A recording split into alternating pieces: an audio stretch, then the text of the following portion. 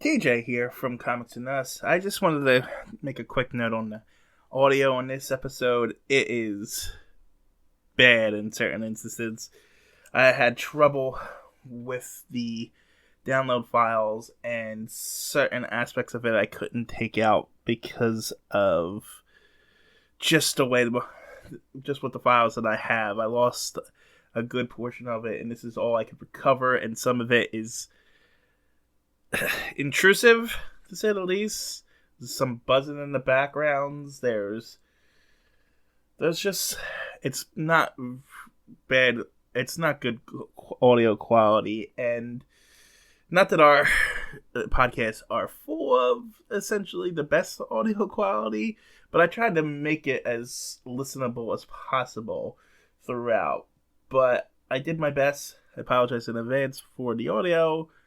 Hope you still enjoy the episode. Thanks for listening. Bye.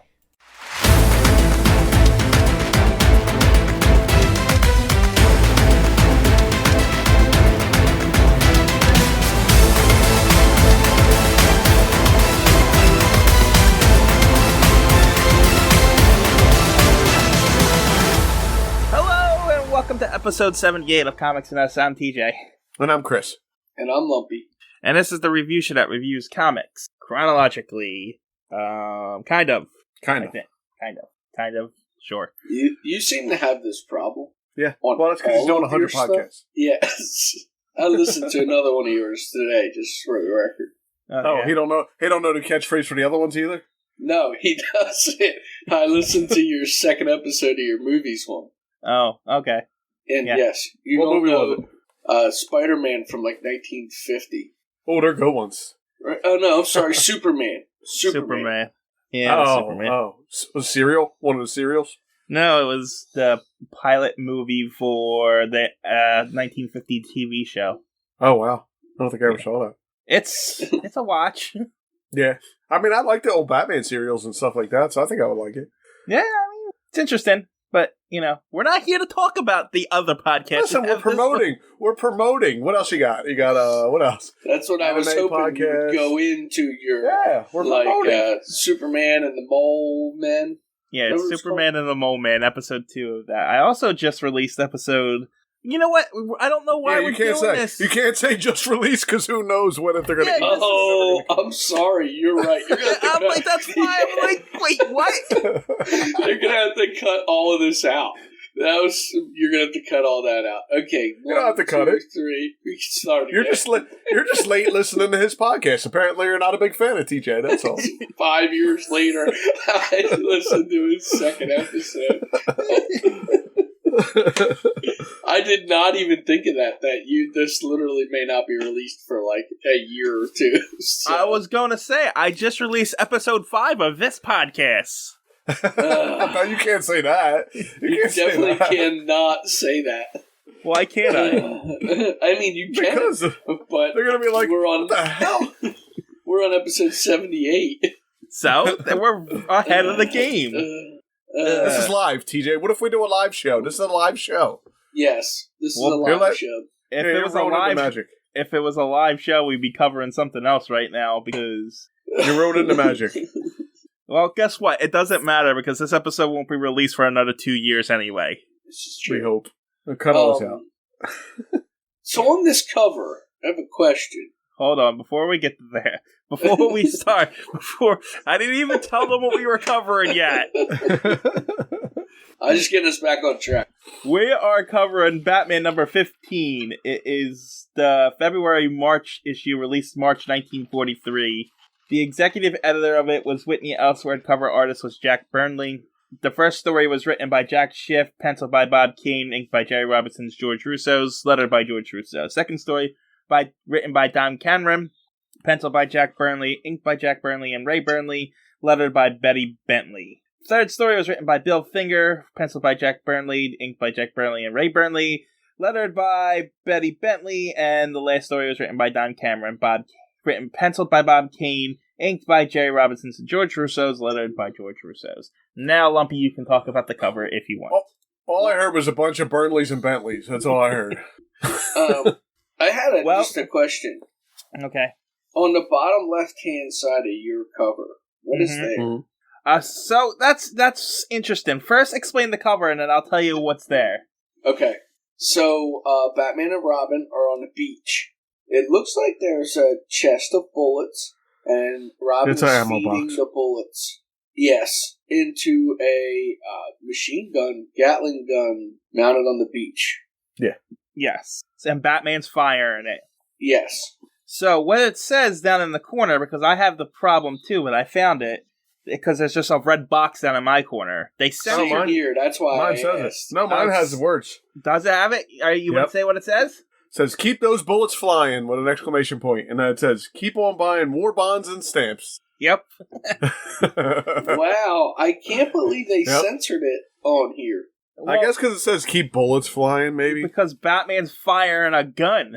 He is, but I mean, if they're going to censor anything, they should censor Batman firing a gun. It'd be kind of hard to censor the cover of the issue. So the problem with it to me is that Batman doesn't use guns. Yeah, I guess he would if he had to do what he does in this comic.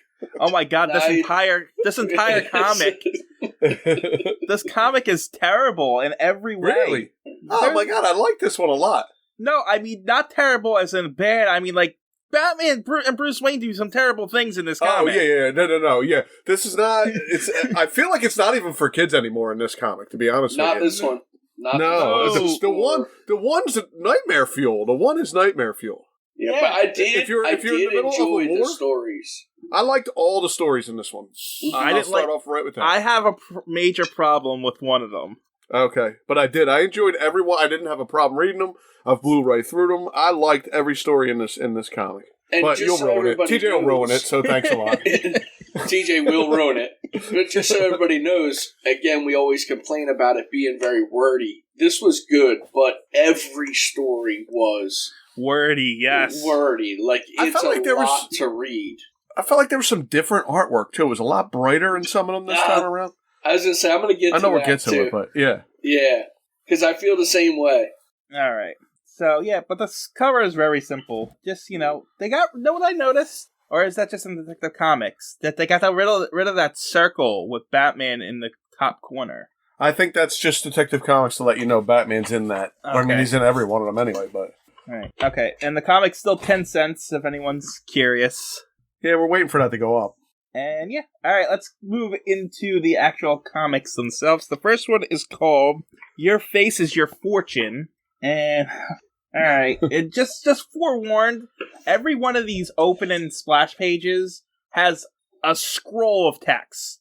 Yeah, I'm not reading the entire text. No, you don't need to read the entire text. In fact, you can skip the text altogether because it just spoils the story anyway. Yeah. I actually didn't read any of them.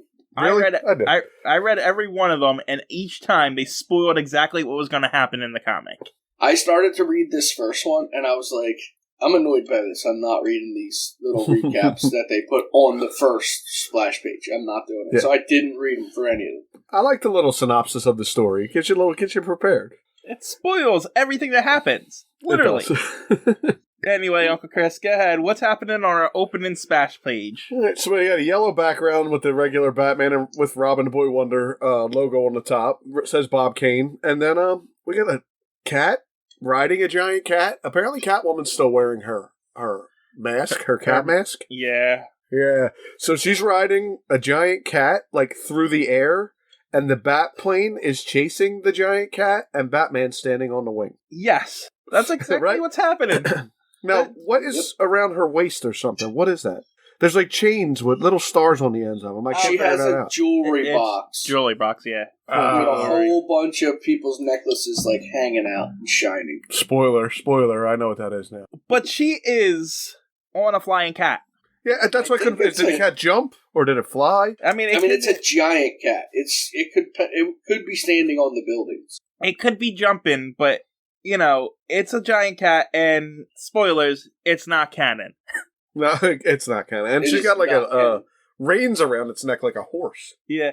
I think the story would be better if it was canon, though. If this was the story that happened. Now, see, you wouldn't like the story because it would be crazy fantasy, but we would like the story.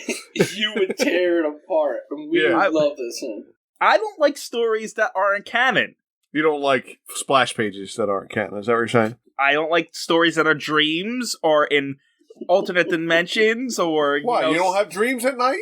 Because they don't... That's wasting my time. It didn't happen. Sometimes, well, when you're reading it, you're like, oh my god, this is happening. And then at the end, it doesn't happen. And you don't like The Wizard of Oz? You got a problem with The Wizard of Oz? Yes! But these things, like Dick when he has dreams like that, these are the things that make him who he is. Yeah, you're getting into his psyche. We're delving into his psyche. You know what? You talk about that, and then I thought it back to that giant one. Yeah, where Batman's killing all those things, and that's in Robin's mind. So Robin's a crazy person. Robin's definitely crazy, and he thinks Batman's a murdering monster.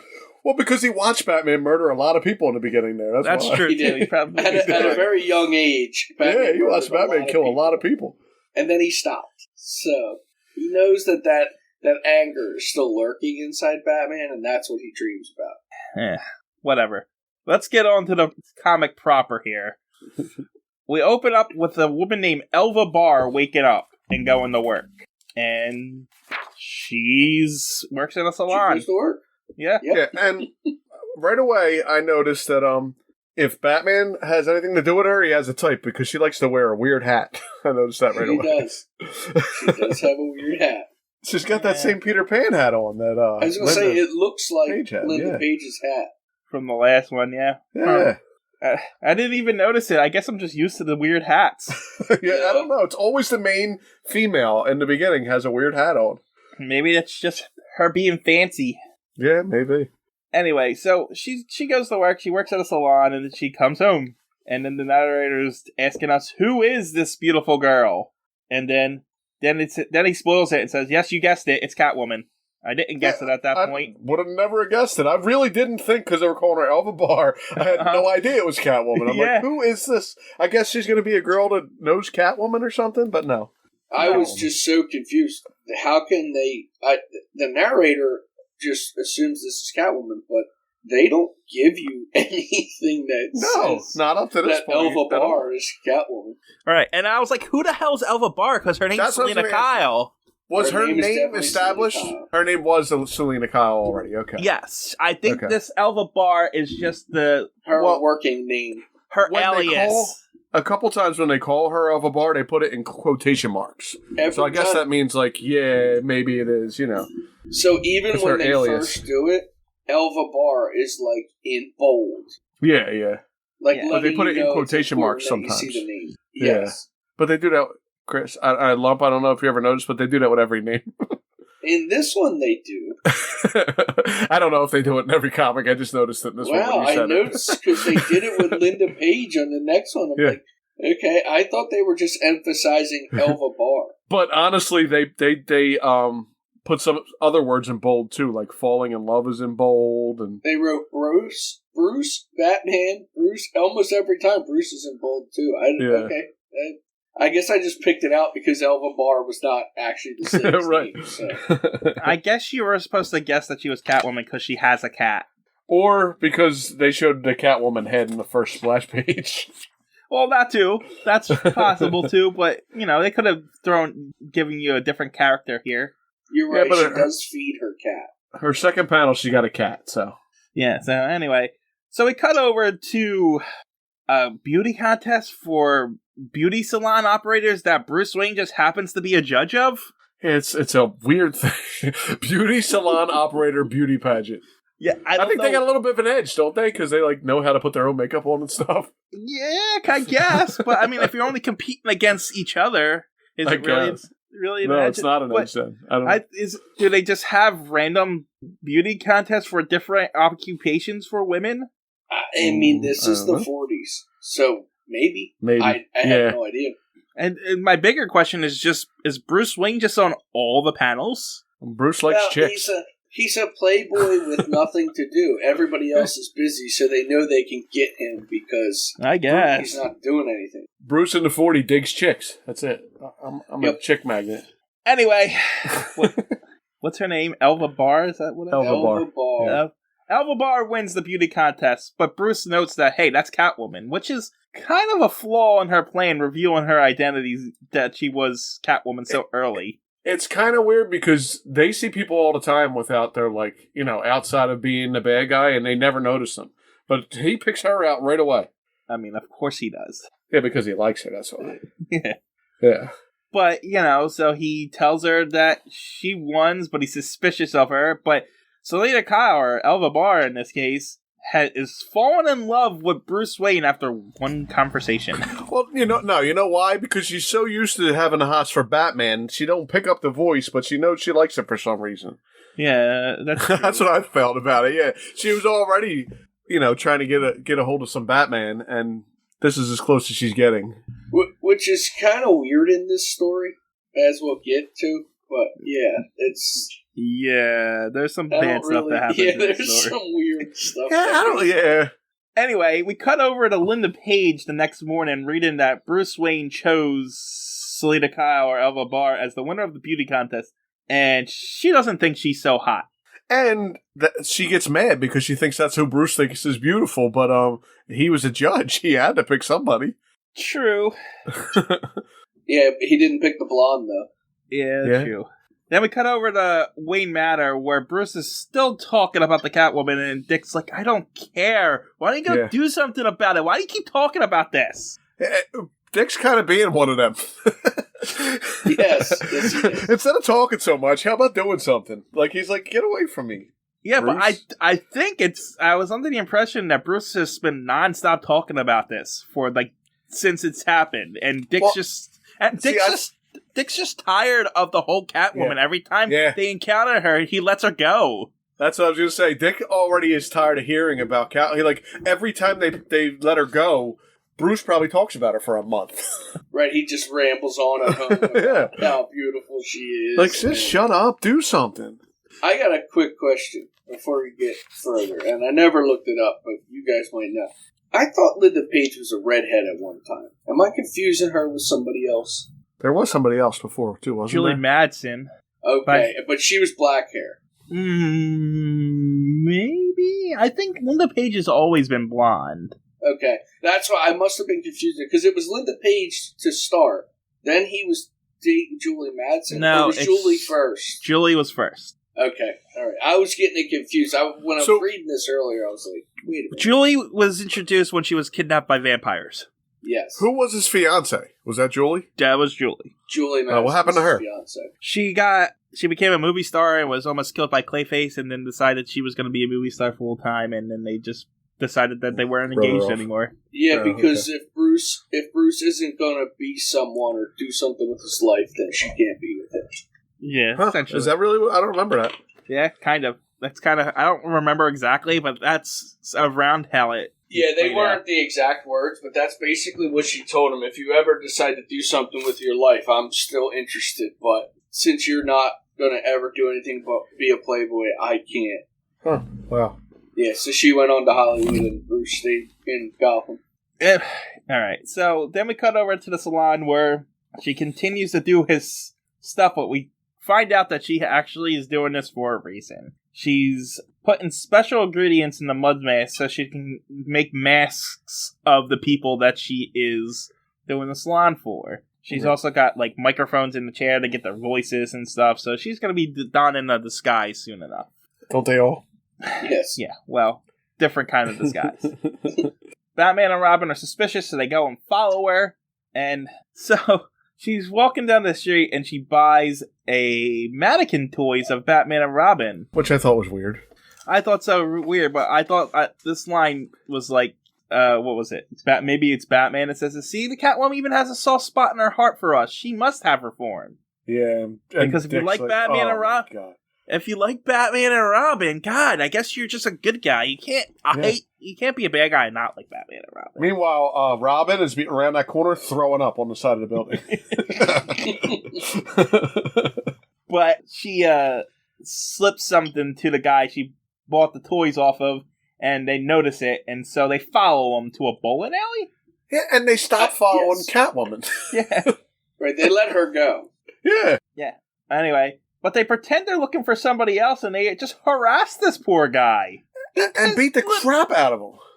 He's literally done nothing wrong at this point.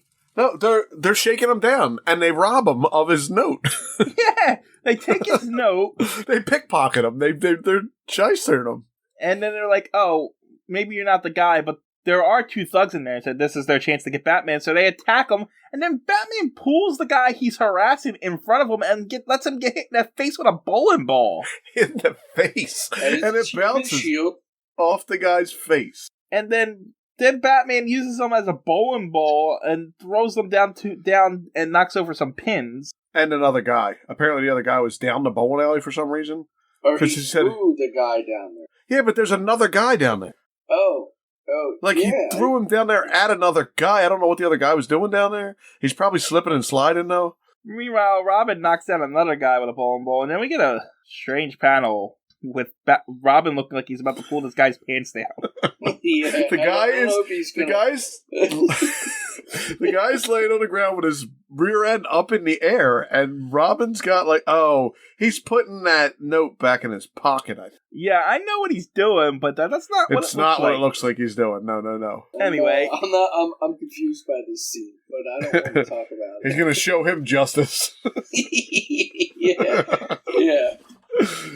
Anyway, Batman apologized and said he made a mistake, and then they leave. He also tells them it's their fault. You should have waited a little longer, and there would have been a fight. I mean, they did attack him. They did attack him, but he was in there pushing their friend around. That's true, too. Anyway, while Robin was in there, was supposed to call the police, he read the note, and apparently there's something happened at the May Point wedding tonight. Yeah. And Catwoman's putting on the disguise, and I have no idea what this wedding is for. Is police there? Is that police? No, it's Navy. Oh, it's the Navy there.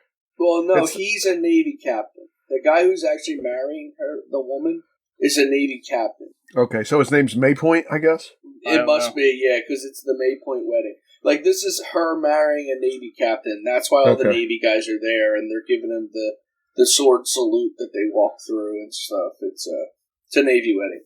Okay. So anyway, the party's going on, and a reporter shows up, and then the weddings happen, and there's a salute from the Navy, and the cameramen are set up, and then Catwoman, the reporter was Catwoman, and her men were the cameraman, and they start holding up the place. What I don't get about Catwoman is she lets everybody see her regular face, and then she puts the mask on. Well, she had the reporter's mask on, so okay. So did she have it on like Batman, over top of that cat mask? Yeah, that's a good question. They don't show it. So they show her as the reporter woman, and then the next thing you know, she's the Catwoman. Right. So you know Batman puts people's faces over top of his mask? Yes. I wonder if she does that too. So is she just here to rob these people of their wedding gifts? Yes. Yeah. She's not a nice person. This is stupid, but okay. Now, who does Robin dunk in the punch bowl? One of the camera guys. Okay. Which are just one of her goons. Yeah, so because Batman and Robin swing in, and they start attacking. Yeah. And they beat up the goons, and Catwoman tries to get away, but Batman catches up to her and grabs her. Wait, you missed Batman's poem. You don't want to talk about Batman's poem? What's his poem? Go ahead. Roses are red, violets are blue, but when you get up, you'll be black and blue. He rhymed blue with blue. He sucks. Batman sucks. There's a few that are really bad in this comic. We even missed one earlier where he was like, I'm going to get 2 strikes with one, and the other one was Robin punching for a spare. It's they were really bad in this one. I just ignore the jokes because they're just so terrible. They're about as good as your jokes, honestly. I was just going to tell you, don't worry. There's always a good one at the end. Don't worry about it. Yours are the best. Don't let them cut you down. I don't listen to him. The fans have spoken. People have spoken. So. Yeah, they want to know if we could do one in the beginning and one at the end, but I don't think they can handle it. So yeah, it might be just too much for them to handle. Yeah. So. Anyway, Batman catches Catwoman, and then this is so stupid. She's like, "All right, Batman, you caught me, you win, and what's the use?" And Batman's like, "What are you talking about?" And he's like, "I'm in love, Batman. In love with a fine, decent man. You probably heard of him. I'm in love with Bruce Wayne." And he's like, "Oh, you're in love with me?" He's thinking of it. "And if only you let me go, Batman, I could give up my life of crime and be with him." And Batman's like, that sounds okay. I'm gonna pretend to trip and you got away again. Batman's love struck there. What's he gonna do? But then he's not. Yeah, that's what I didn't get. They change it by the end of the comic. So Catwoman gets away because Batman and Robin comes down and is like, what are you doing? She got away again. And he's like, yeah, can't get her. Let's go. Well, maybe we'll get rid of her for good soon. Don't worry about it. And then there is like, what is the Batman up to? I don't know. He's being stupid like he always is. And then, this is screwed up. This is bad. So he starts dating Selena Kyle, or Elva Barr, or whatever you want to call it. Yeah. To the point where they get engaged. Yeah, and Linda Page still thinks she's dating Bruce Wayne. Well, here's the thing: he gets engaged, and Robin's like, "Dude, you're dating Linda. What about her?" And he's like, "You're too young to understand what these things, Dick. You just don't get it." Yeah, this is where it gets a little screwed up here. Yeah. So. And then Catwoman goes to her thugs and is like, "I'm giving up a life of crime. I'm getting married. This is it." And the guys are like, Bruce Wayne doesn't care about you, and she gets all mad. Yes, he does. And then she thinks maybe they're right. Maybe he is just using me. Meanwhile, well, what sucks is she really was going to go straight. Yeah, she really is going straight at this point. Yeah, well, and that's why I'm like, and we're kind of getting to a spoiler here. It's like, I'm so confused. What was his real plan here? Well, hold on. Let's get through this because she's doubting that she's being played. She thinks she might be being played for. Well, meanwhile, Linda Page is at home crying. Yeah, because he not only did he do this and it's in the paper, she didn't even call her and let her know anything. Never even no. Apparently, it's none of her business. Yeah, he's like, sorry, Linda, I'm not into you anymore. I'm getting engaged to this other girl. Nothing. He just is like, she finds out in the newspaper. Yeah. So she goes to the salon where Selena Kyle's still working, and they're both like, hey, they're both pretty much scoping each other out, but Selena Kyle makes a Linda Page thing because she wants to know if Bruce really loves her or not. Right. And so they go to dinner, Catwoman disguised as Linda Page, and she's like, I wanted to find out if you're really into this girl and what's going on here. And he's like, listen, I'm just doing a favor for Batman. You just gotta trust me here. This engagement won't be for long. And she's like, she gets mad and walks away because she's Catwoman. Because she realizes what's being used. Yeah, she's just he's just making her look like a fool, actually. Well, and I feel like his plan backfires here. Like, he makes her go even worse than she may have. Yeah, and he does. So he goes home and he's like, and Dick tells him that, Linda called 15 minutes ago. She's like, I was just with Linda. Oh, damn, that was Catwoman. And so Catwoman goes on a crying spree because screw Bruce Wayne. He is a dick. Yeah, it's his fault. This whole thing is his fault. Yeah. First, it's absolutely his fault. Because he could have easily captured her back there instead of letting her go again. And instead, he concocted this whole stupid plan and made both these women feel terrible. Yeah. This is like him at his playboyness at the top here. Yes, for sure. Not just playboy, totally being a jerk too. Yeah. But he, in his mind, he's not. But no, he's trying to help her. He thinks he's helping her, but he's by leading her along and asking her to marry him. And then what? Then break it up as soon as she goes straight, I guess. And then, that's not going to end disastrously. That's what I'm saying. I don't know where his plan was going. Yeah, he was going to turn her straight and then say, oh, never mind. Yeah, I guess. That's a dumb she wouldn't plan. just run back to crime after he split? I don't get it. Anyway. Well, all that bullcrap was happening. Robin has his own plans. He got a job at the bowling alley because I guess he just hired kids wherever in 1940. Also, Robin's like, Batman is not thinking straight. Right. I gotta do something about this. Yeah, somebody has to be doing the work here. Yeah. He's not. So he goes back to the bowling alley and goes to that guy, and he discovers that he's got his own leads on the Catwoman, essentially. And then after he follows the guy, he comes back home and he's like, and Bruce is like, what are you doing? And he's like, oh, I'm just following my own leads. You're too old to understand. And then Bruce puts him over his knee and threatens to spank him. Yeah, he was going to spank him. He was definitely going to spank him. And I couldn't help but just remember a couple issues ago where Robin punched him in the throat and knocked his ass out. It's like, dude. Yeah, and now you're going to spank him? I think you better think about that. Yeah, you might want to think twice before you...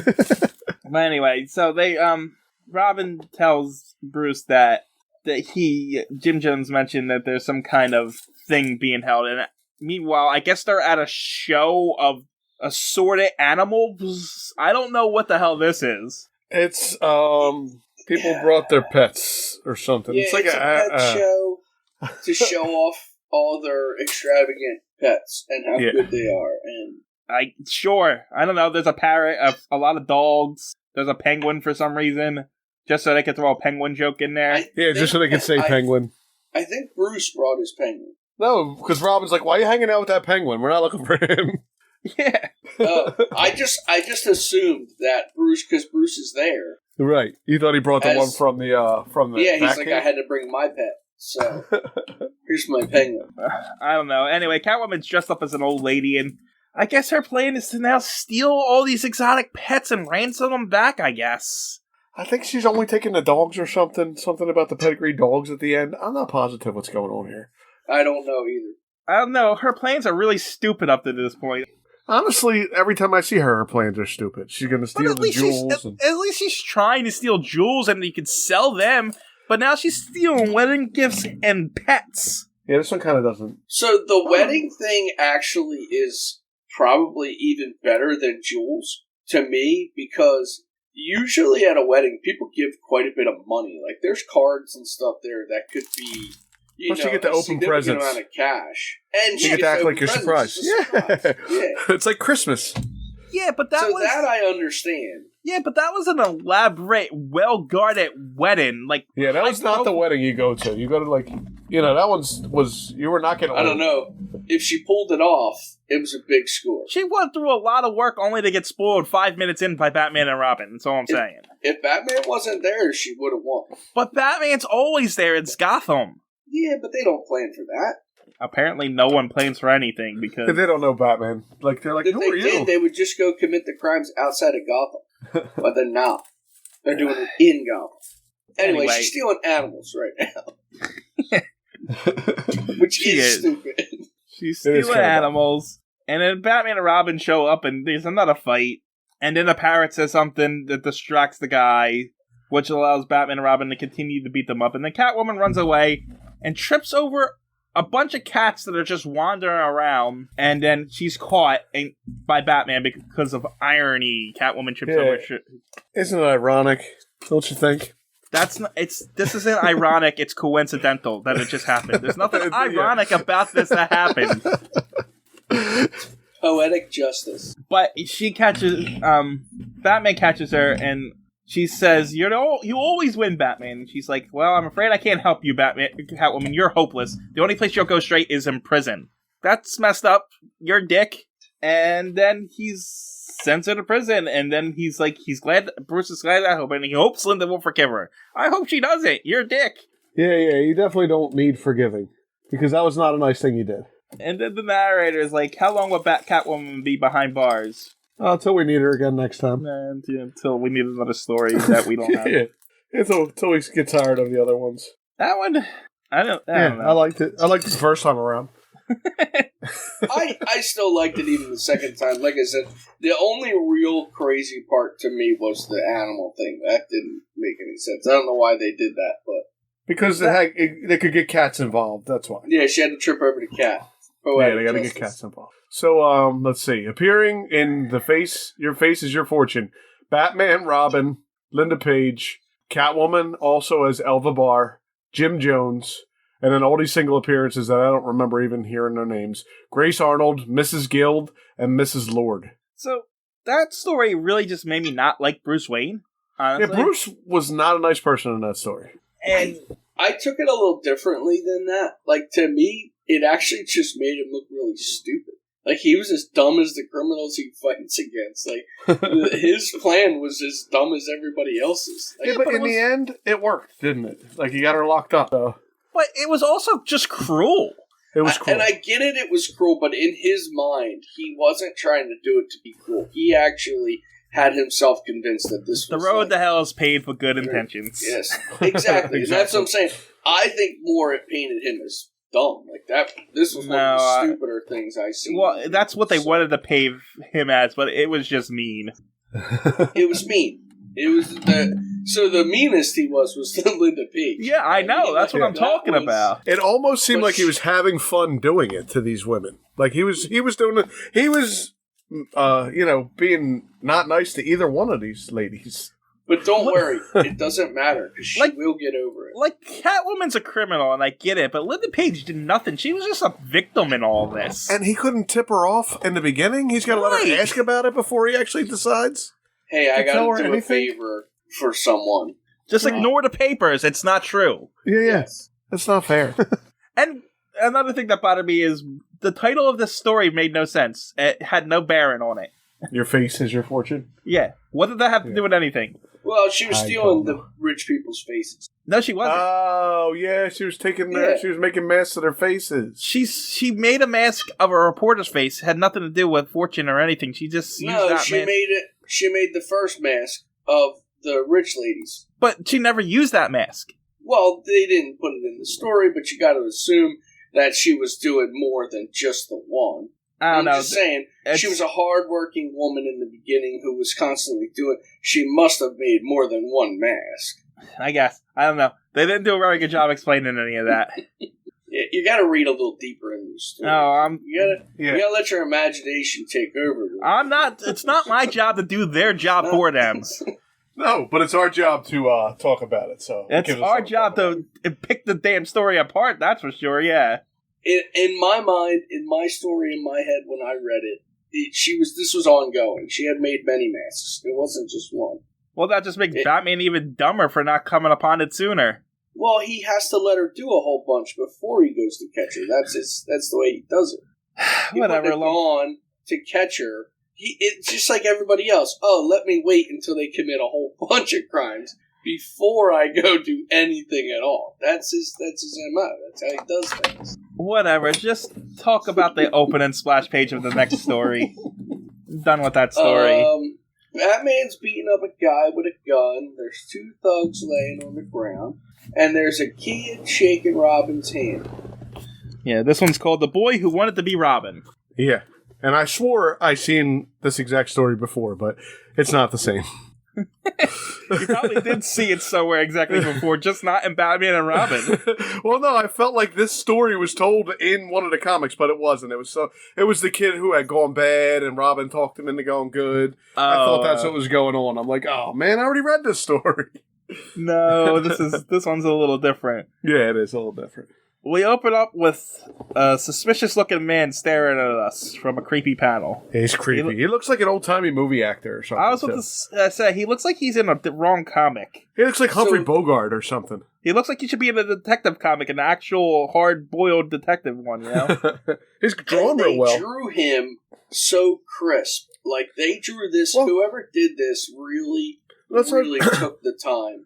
That's what I mentioned in the beginning. Just these 2 pages from the beginning, they're bright and colorful, and there's a lot of crap going on in these 2 pages. Yeah, the art is clearly crisper than the art from the Catwoman story. Yeah, like, even the previous one, but it's crisper than most of them. Like, it's really bright. I'm not sure why. I don't know if it's a different artist or what, but it's like... Jack Burnley did most of the stuff. So, like, even in the next page, I know we're not there yet, but you'll notice that even the backgrounds are extremely intricate, even the bricks in the walls. Yeah, I mean... Yeah, he's got awnings and everything. Cars behind them, they don't usually do all that. Color, that's usually all they put behind them. Right, it's just a splash. I think Jack Burnley is one of the newer artists that we've come across in this comics. Well, he's trying hard in this one. And he did good. I really liked the artwork in this one. Anyway, this weird-looking guy is watching Batman and Robin beat up a bunch of thugs. And it's, your typical Batman and Robin beating up thugs. They're making jokes and stuff. And... Yeah. They don't really say why, right? They just beat these guys up. No, I think they're just always beating somebody up. These guys are Knuckles, the guy, Knuckles' crew. And they're looking for him. But he's not there. I don't know why they're looking for Knuckles, but he's... Right, they don't give you any story, but they beat up all his goons. Yeah. Yeah, they beat up all his dudes, and Robin's like, I wish we knew where Knuckles was, and we wouldn't be able to have to go home so early. It's so boring at home. I'll tell you where Knuckles is. He's around the corner staring at you. Yeah, I know. He's watching you. Yeah, apparently you're not the greatest detective, Batman. Anyway, this guy that's watching him is named Knuckles Conger, and he's apparently the sleekest criminal in Gotham. I kept reading it as slickest. Well, sleekest I think does kind of mean slickest, like yeah. sneakiest, I was going to say right? it's basically the same. Yeah, I think it's the same thing. Well, he's the sleekest criminal in Gotham City. Good for him. And because there's a lot of sleek criminals in Gotham City, so he's got a good title there. Well, they drew him very sleek. Like, I am still really blown away by how well he is drawn all throughout this next page. Better than Batman and Robin. Way better. Yeah. Well, I think Batman and Robin at this point has been so established you have to draw them a certain way. Right. I agree with that. So, we get a whole page of him just thinking, this Knuckles Conger, about what he's going to do. He can't use his thugs because they just keep getting beaten up by Batman and Robin. So how is he... So are you okay with all this thinking? Because I know when we did Spawn on our hiatus episode, you didn't like his thinking all the time. So is it okay with you for people to be thinking now? I'm not positive. Well, here's the difference. You approve of this thinking. Spawn thinking doesn't stop. It goes on forever. He's very thoughtful. And every page he's thinking, and it doesn't stop. It keeps going and going. He's trying to figure out what's going on. And going. Anyway, this is a Batman. I don't know. This guy does a whole page of thinking. Yeah. And that's it. We never get it again. I guess it would only be a problem if I said I was a fan of Knuckles. I like Knuckles. You would be like, oh, he's thinking too much. Well, you did name yourself Knuckles in this, so apparently you did like in the app we use, I named myself Knuckles, just so you know. TJ's saying things. You're pulling back. Yeah, well, TJ said you did name yourself Knuckles. What is people listening going to know what he's talking about? So you want to hear something even funnier? I saw you write Knuckles on there, and I thought, why are you naming yourself after a Sonic the Hedgehog? Sonic the Hedgehog. I thought that you would think that too. That's funny. Listen to TJ's video game podcast. I don't have a video game podcast. Oh, it's a YouTuber or a Twitch or something, right? Yeah, it's a YouTube channel. Yeah. You ain't doing nothing. Yeah, you're only editing 27,000 podcasts. And you and Bruce Wayne, you have nothing to do. Yeah. By night, TJ's a playboy philanthropist. I don't even know how to say it. Forget it. Philanthropist. Can I tell you what Knuckles is thinking now? Yeah, go ahead. I'm sorry.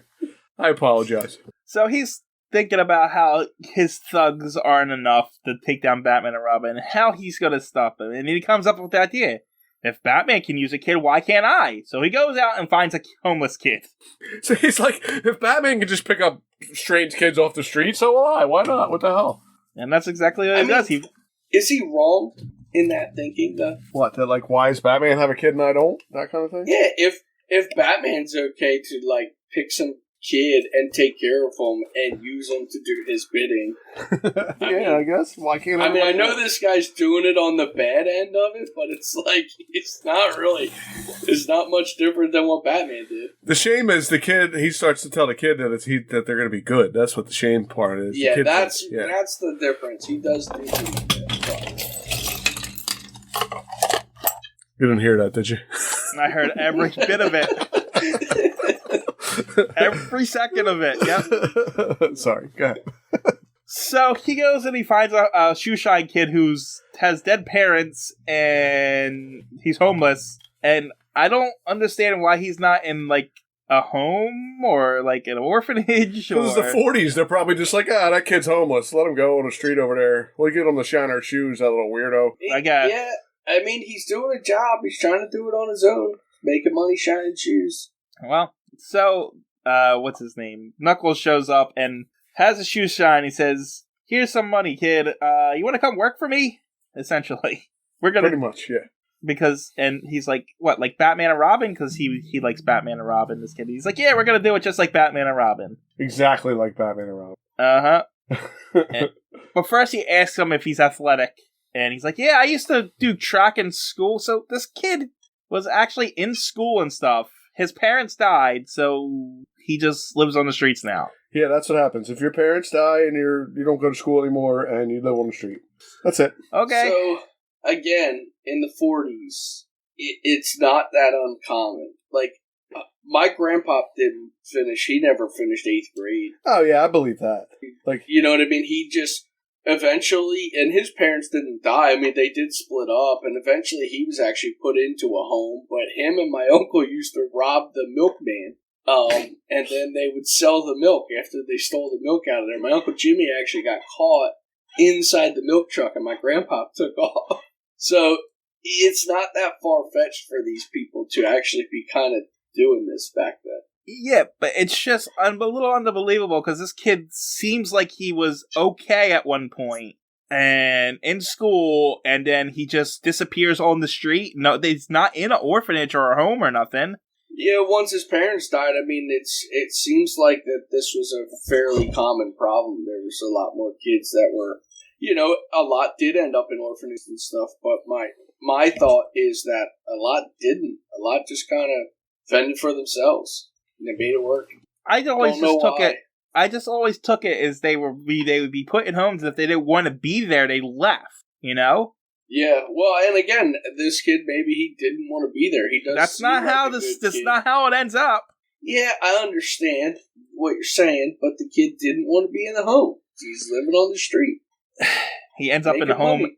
He ends up in the home at the end. Yeah, that's because Batman puts him there. Yeah, and he doesn't end up in a crappy home. He ends up with like a rich person's like Robin. Yes. Robin's jealous of him at the end. Anyway, Knuckles trains this kid, I guess, over the period of like a day because I don't know. He trains them, and it's like all of a sudden they're robbing places now. He literally does exactly what Bruce did with Dick. Yeah, he does. He's teaching them everything. And this Knuckles guy is apparently pretty skilled too, because he knows jiu-jitsu and fencing and boxing and all this other crap.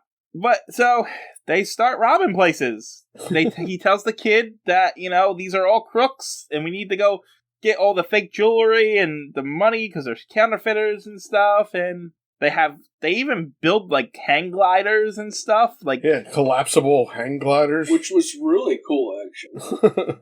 And he's like, but all their crimes are in the papers. He's like, even the cops don't know about these criminals. They're a little behind, which is believable for Gotham City, actually. So. It's very believable. But then they're like using zip lines. He's firing a gun at people, and he's like, Batman Robin. The kid's like, Batman Robin doesn't use guns. He says, they're blanks. Don't worry about it. This ain't a real gun. What are you talking about? Shut up, kid.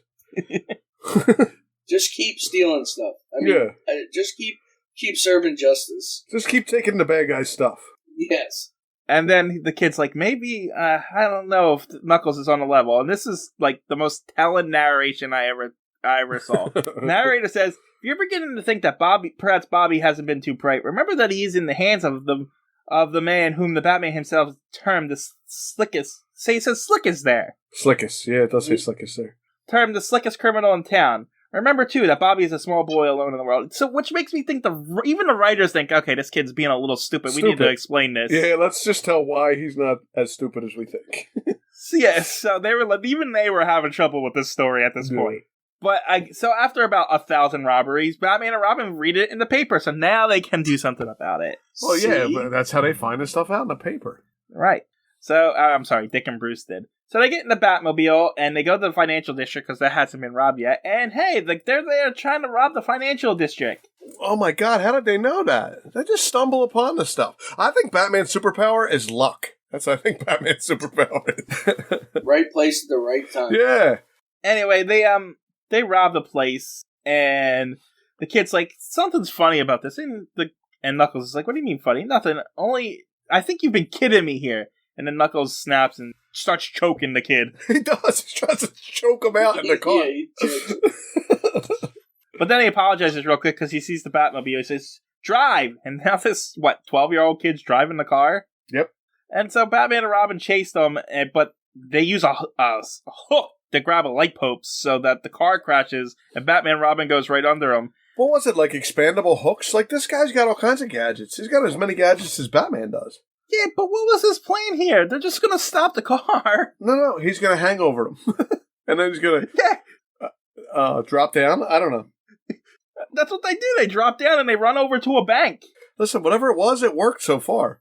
I guess. But Batman and Robin stop the car and they go after them because, of course, they do. What else were they going to do? And then the kid... Oh, I'm sorry. I forgot to mention. So they're being chased and the kid's like, but that's Batman and Robin. He says, they're not Batman and Robin. They're gangsters pretending to be Batman and Robin. And one of them's a dwarf. Yeah, well, I don't know where that came from either. And he's like, you handle the dwarf and I'll take the other guy. And so the kid tackles Robin and then Knuckles throws a rope around Batman and proceeds to kick Batman's ass and knocks him out for the 46th time. 46th time. Batman's probably got, brain damage from all the concussions he has. Yeah, because so the guy, Knuckles, knocks out Batman with the gun and then he shoots Robin. Yeah, I didn't get, and they don't mention it ever again. Robin's hit. They do talk about that he is hit, but after that, that's it. Yeah. He just holds his arm. Yeah, he never gets medical treatment. I guess just like in every movie I've ever seen, it grazed him. It was just a scratch. It's just a scratch. He's okay. Oh, okay. Well, I mean, he's put out of action for the rest of the fight. He is. Right. But he's like, and then the kid comes over to him and is like, oh, you're actually Robin, aren't you? He's like, yeah, you idiot. And then dummy. And then he's like, and then he yells at Knuckles, you lied to me. And he says, of course I did, you stupid idiot. And now you're going to come with me because you're a criminal too. Yeah, or else you're going to go to jail, dummy. Yeah. But the kid doesn't care. He says, I'll go to jail. I'm going to stop you. And he proceeds to use all of his training that Knuckles had given him against him. And then he smacks him in the face with the gun. Yeah. Robin wakes up Batman and then goes over and stops Knuckles from bashing the back of his kid's I can't speak, the head. Yeah, bashing him in the head. So Batman kicks the gun out of his hand and then he gets kicked in the chest and then Knuckles climbs this building, this 20-story building with his bare hands. He climbs up. It definitely says 10 stories, right? 20 stories. No, it says 20 stories. He climbs up 20 stories. Yeah, this guy's climbing abilities nuts, and he's like, haha, Batman, can't climb, can you? And Batman's like, yeah, I can. I was just waiting for you to get up there so you're too high to jump down. Yeah, jump down around me, yeah. I knew you would get hurt if you got past, the 11th floor, so I waited. Right, once you got 20 levels up, I figured I was good. I can climb up now. You're not going to jump. And so they go up on a ledge, they start fighting each other. Knuckles charges Batman, but Batman just does the old sidestep, and he almost falls off. And I'm surprised Batman didn't just let him drop, honestly. New Batman died. A couple years ago, Batman would have let him splatter. He did it before. Yes. Yeah. And Knuckles like, don't let me fall, I'll make a full confession. And so I guess he makes a full confession. And so they take the kid to Commissioner Gordon, who says, I guess I'm going to reform school. And Gordon's like, nah, it's okay. You just committed all those crimes. Yeah. You're going to the best school in the world or some crap. We're going to take you to a first-class school. Yeah. And I don't know what that means. First class. Good school, right? I mean, I'm assuming that's what a good school is, but he's Bruce and Dick go visit him at the school, and he's dressed like a soldier or something. I felt like he was one of them guys in the parade. That's what he looks like. He looks like the band leader. But he says he got all kinds of medals that he's won already. True. Maybe they sent him to military school. It looked like it, because he actually kind of looks like, those guards that stand outside Buckingham Palace? Yeah, he does. The ones that aren't supposed to move. Right. So that's what he looks like. So I don't know what kind of school they send him to, but he's happy, and he's like, yeah, I'm so lucky to be here, and Robin's jealous, but the kid's like, tell Robin I'm his biggest fan, and then Dick's like, that's the greatest compliment he will ever heard, and then it ends. Dun dun dun. It was good. I liked it. I really, really liked the drawings a lot. The story got a little bit, long for me there. Not that I didn't like it, I liked it, but it got a little long for me. They all have weird things. I don't know if that was just weird in the 40s, but you gotta go, you gotta suspend your disbelief and just go for it. And I don't know, I enjoyed this one. So, I just wanted to touch on one thing. So, before 1940, there was no driving age. Anybody could drive a car. Oh, really? Anybody. At all. Yeah, but I thought I thought a couple of years ago Batman was like, you're too young to drive. I think that parents wouldn't let their kids drive, but, like, literally there was no driving age. They didn't adopt the driving age until 1940. Wow. Well, we're in 1943, so the point's still valid. Yeah, I know, but I'm saying, like, you don't know exactly when all these were written, and so it was, like, only 15 states originally adopted the age of 16. So, like, there was another, 35 states that still didn't have a driving age as of 1940. I mean, I think after 40 was kind of when everybody started to adopt it, so... Yeah, but people were used to, you could still write that 12-year-old was driving. When did they actually implement a drinking age? That's a good question. Because could the kid drive and drink before 1940? Yeah. TJ, we're supposed to be stalling, TJ. We're supposed to be talking to each other. Who was in this, Uncle Chris? Who was in this one? That would make sense. My computer went black, so I didn't even think about it. Let's see. All right, who was in this one? The boy who wanted to be Robin. We got Batman and Robin, of course. Bobby Dean, apparently they left him at that school and he never comes back. Poor Bobby Dean.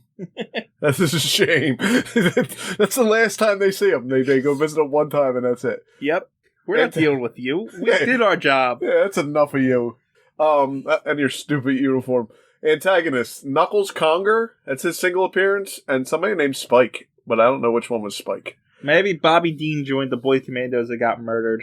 Oh, maybe he's a boy commando now, yeah. And then it just has other characters. Commissioner Gordon did a cameo. And that's it. All right. So prior to Prohibition, there wasn't a drinking age. Really? And actually, in a bunch of places, you could drink as long as you had written consent. Huh. And then after that, it looks like 18 was basically... 21's been the age... Since 1933, basically everywhere was 21. There were just a few. There was a few places that were 18, but you couldn't drink liquor until you were 21. Oh, but you could drink beer at 18. Yes. Okay. So they implemented a drinking age before a driving age. Then that's crazy. Yeah, because that was in 33. Yeah. Interesting. All right. So moving on to the third story, which is called Two Stories. The two futures. Yeah. The two futures. Sorry. Prepare yourself for this one, because this one was nightmare fuel. This is not the one I liked at all. Before we get into this, is this a PSA? No, I think it's begging for bonds and stamps again. No, this is propaganda. Yeah. It's true. I will give you that. This is propaganda. This is straight up U.S. propaganda, and I did not propaganda. Like this. I liked it. Listen, you gotta have people on board. If you're having a war, you need the support of everybody in the country. Look, so I could have got past the propaganda if the fucking stories mattered. They didn't matter. Nothing happened to this. This is non-canon, this whole story. Also, this is nothing. There's nothing happened. You need to read the first and last page, and that's it. If this book is geared towards children, this is not a good thing for kids to read. I know that. But I liked it. I thought it was good. Anyway. All right, well, then you can explain what the open and splash page is. Open and splash page is a city at the top of a mountain, I guess. I guess it's, I don't know. That's the Utopia Gotham. Is that what that is? Okay, and then there's like a road going up a mountain, and then at the bottom of the mountain, there's a Gotham City dump, and it's got all Nazi symbols on, like tanks and things in the dump. Well, swastikas. Yeah. All right. Oh, you know what I thought? I didn't notice it before, but I wonder if it's in all of them. Under the Batman, it says registered in the U.S. Patent Office. Yeah, it is. It's not always in the same spot, though, but they do. They do put it on every splash page. All right. So we open up at Gotham University, which is, like, it's either on fire or it's really gold. Yeah, it's shiny. Shiny, yeah, shiny. No, it's not gold. It's just shiny. Yeah. It's just showing you how great the place is. Yeah, this is the pinnacle of knowledge here. Yes, it is. It is. So Batman and Robin are going to the university, and they came to talk to this professor who's putting them in his new book in modern history. But they want to know about the millions of people are anxious to know the. Oh wait, where's the actual question? I can't find it. I'm trying to figure out what you're talking about. Why are they there? What's the question they ask them? So you want to know what will happen to our democratic way of life when this war is over? Where did you see that? right above where it says millions of people are anxious to know, they answer. The answer, sir. Even if it's bad. So he just knows that's their question? Yes. Yeah. Because that's what everybody wants to know. I'm sorry. He's the super sage guy. He knows everything. He's a professor. He's the professor. He predicts everything. Yeah, he knows stuff. And he's gonna he introduces two other professors. Here are Professors Pro and Con. They're good names. Come on, they're good names. I like how they spell pro as P-R-O-E. Uh-huh. And so they're like, do you really want to hear the professors are like, do you really want to hear the story? Because, this you're not going to like it. And they're like, we really need to know. And they're like, okay. So this is what happens if America loses the war. Yeah. See? So if America loses the war, Nazis and Japanese march on America and invade us. Yeah. And, they kill everybody who refused to kneel to the honorable Japanese emperor. Now, this is what I'm, like, when they show, like, people hanging in the streets and they're shooting people, like, this is not for children. Yeah, and so, they bring back the gibbet, which is hanging people. Well, I'm sorry. No, stereotypical German and Japanese people hang people. Hey, you call it what you want, but this is what happened in Germany. Okay? The first thing was firing squad anyway. They didn't go straight for the hanging. No, they did. Those are the ones that get killed for refusing the kneel to the honorable Japanese emperor. Okay, that is what that is. Okay. Yes. And just to give you how stereotypical it is, I'm going to read this word for word, what the Japanese person says. This is very rich city. The looting is very good. Is very good, yes? And then the Germans, we are sending valuables to their Führer in Berlin. Yeah. And it's all like that. And and honestly, that's how everything was at the time. Have you ever seen a movie? At war. Yeah, if you ever seen a movie with that, that's how everybody made them speak and everything else. So yeah, that's the stereotypes. I'm just pointing it out. I'm not. Yeah. No, I know. I'm criticizing it one way or another. I'm just giving them an idea of what it is. It is. It definitely is. Yeah, we can hear. No, my problem is not with the stereotypes. You mean there's a lot more going on here that you have an issue with? I already told you what my issue is. My issue is that we're hearing a fictitious story from Professor Khan right now that has nothing to do with Batman and Robin. This is what could happen if you don't buy war bonds and stamps. You don't understand. Yeah, because this is what's going to happen. If you don't buy war bonds and stamps, doesn't prevail. This is a scare tactic. The professors are scaring Batman and Robin to buy war bonds right now. They're just like, you got to go out and buy war bonds right now, or this is going to happen. Listen, they've been doing this for like 2 years now in this comic, so it doesn't surprise me at all that they're trying to hawk war bonds and stamps. They've been doing it forever. Whatever, it worked. Yeah, we won. Anyway, not only are they hanging people, there's also concentration camps. Yep. Well, that's what Germans do. They make concentration camps. We know that. Americans did it too, but who cares? So, we weren't concentrating.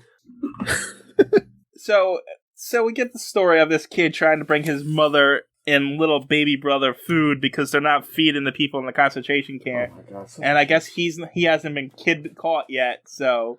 No, I think he's in a different part of the concentration camp is what I got out of that. No? It says, Bobby, you must be careful. I couldn't bear it if they caught you too. Oh, okay. Never mind. And then they catch him. Oh my God, she can't bear it. And so the kid fights back, kicks the Nazis, and then he gets punched in the face. And then Batman and Robin are swinging through the streets, and they see this happen, and they say, this may be the very last thing we do, but we're going to put a stop to that. And so they swing down, and they start fighting the Nazis. Thank God for Batman and Robin. That's all I got to say. Oh, and by the way, like they're swinging through the city, and like the buildings are broken, the windows are smashed. Well, that's what happens when you get taken over by another country. Everything is shit. By the way, they don't like our stuff. They come when other countries invade, they just take all our stuff. They're like, "This is American stuff. Let's break it," and they just start breaking stuff. That's what happens. TJ, don't you know? And so they beat up the Nazis, and then the kid gets involved by using a slingshot. And they're like, all right, kid, go take your mom and go to the other side of the concentration camp because that's going to help. And just go. And then Batman gets knocked out. and then Robin gets knocked out, and it doesn't count as knockouts because this isn't real life. It is too. It's what could have happened. But it didn't happen.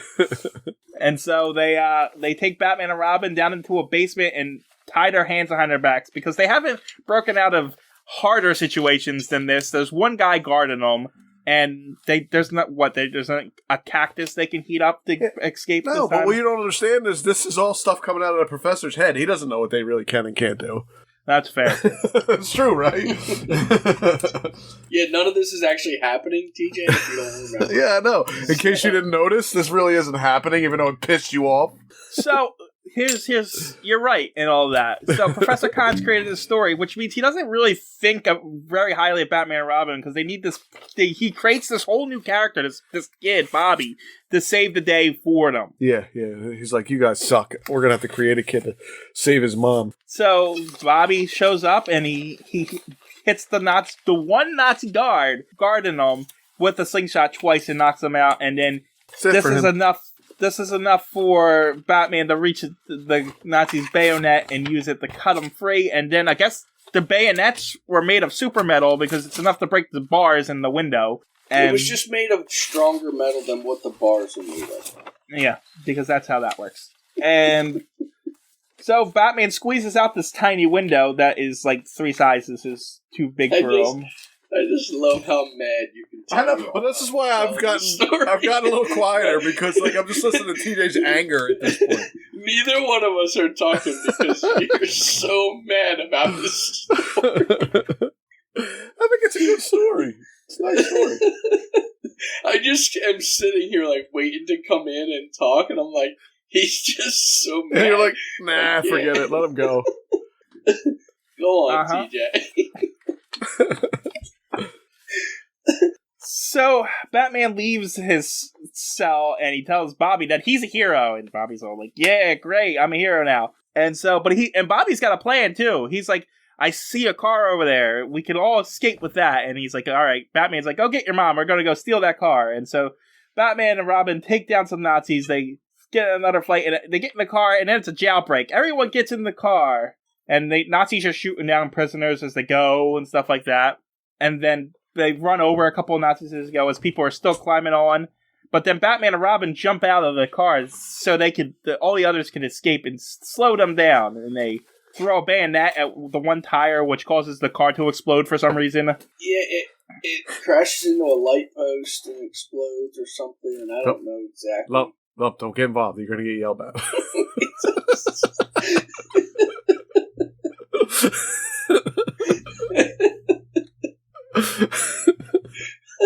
I'm sorry, go ahead, T. and then the Nazis show up with like a armor-piercing car that can't be. It's one of those cars, and they shoot Batman and Robin, and I guess they shot Robin in the head because he's got a bandage around his forehead. Yes. And then Batman's got a bit like his arms in a sling, and they take Batman and Robin, and they shoot them and kill them. Yeah, yeah. And that's how the story sings. Fools think you can save democracy. And then Batman says, democracy doesn't need saving. You can kill us, but you'll never be while in American lives. And then Robin says, tell Adolf that for us. And then they die. Yeah, that's how that story ends. If you don't buy war bonds and stamps, we're going to kill Batman and Robin. That's the moral of the story. That's exactly the moral of this story. The moral of the story is if you don't buy war bonds and stamps, we're going to kill Batman and Robin. The end. There is something else I wanted to mention in this story. Where is it? Batman says something about how they lost in the beginning. It says because everybody didn't help or something, right? I forget what it says. I'm trying to find it. No. I don't know, TJ, you went so fast through that. Like, you were like 2 pages ahead of me when I was trying to catch up.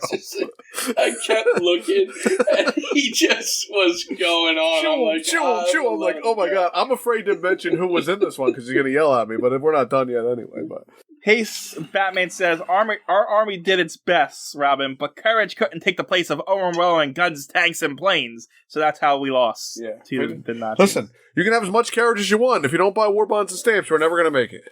All right, before I move on to the next part of this story, do you guys want to say whatever it is you want to say about that? We're scared. Since I apparently am bull rushing you. We're scared. We're scared. Yeah. We're shaking right now. You're the Nazis. You're the Nazis, and we're the Americans in the story. Yeah, we're scared. Americans. You got us in the camps, and you're beating us, and we're afraid you're going to shoot us. So we're just so beaten down right now. Yeah, we can't take it anymore. We don't want to voice our opinions. Yeah, we got no opinion. We're not allowed to have opinions right now, so... That's it. I don't have anything. No, I don't really. Yeah, it's not really a Batman story, so it's kind of fun. Just run through it. So then we cut back to the actual story where the professors are talking to Batman and Robin, and Batman and Robin are mad at this story. They're like, "That's not going to happen." And the one person's like, "It happened in Poland, Holland, and France," and the other guy's like, "It happened in Shanghai, Singapore, and Java." Yeah. Where they make coffee. I don't know that one. That's where they make coffee, Java. Yes. That's where coffee goes from. Colombians stole it, apparently. Yes. And the professor's like, "See, but every person's got to help or else this is going to happen. Everybody. But if everybody does help, this is what's going to happen." And then we get the good side of the story. I guess Professor Pro is telling us this story. It's so clever, isn't it? Pro and con. So I guess in this version, Batman and Robin are joining the war effort because they're flying their planes to this mountain radio tower where a bunch of stereotypical Japanese and Germans are using secret radio station to send messages. And then Batman and Robin jump in, beat them up, and find out that the message that we're sending is an impending invasion from, as they say, the Japs and the Nazis. Yeah, I wasn't even going to mention it because you're already on fire. But they do say Japs a lot, and they mention yellow a couple times, too. They do. Yes. And at the time in the 40s, that was the sentiment, though, of...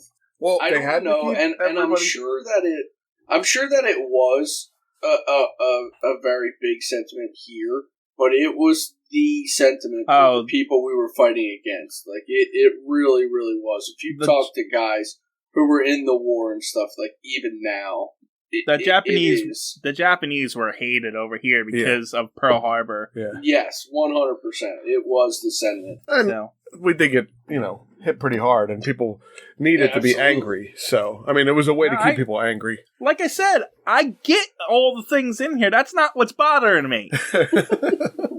We know. Anyway, so Batman and Robin get back in their plane, and then they're being chased by a bunch of Nazi helicopters or planes or whatever, and Robin just lassos the propellers off these planes and doesn't get his arm torn off or dragged out of the plane. Nope. I'm trying to find where... Oh, yeah. No, he's good. He's fine. Yeah, he lassoed it. And they murder a bunch of people right there, too. I know it's war, but... we should name some... We should probably count some more kills for Batman there. This isn't happening. Oh, it's not? It's not canon? I thought it was. You're gonna make it matter. I'm sorry, I thought it was canon.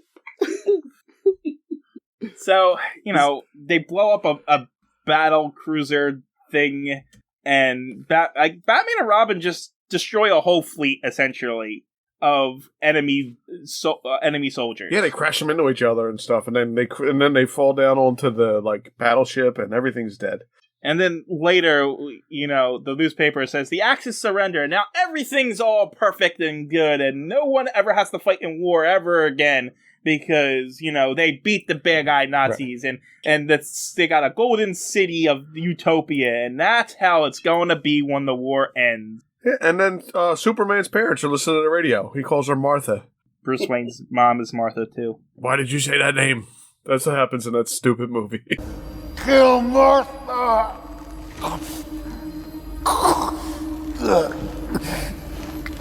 What does that mean?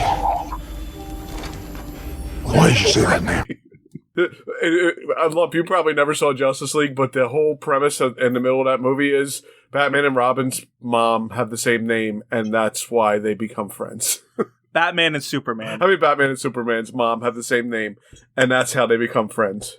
And it was Batman versus Superman, not Justice League. It wasn't Justice. It was one of them. It was Batman v Superman. Yeah, that's what it was. Yeah. Yeah, it was so shit. It was like, why did you say that name, Martha? Just like this comic. This is a good one. I have not seen that, and I like this comic.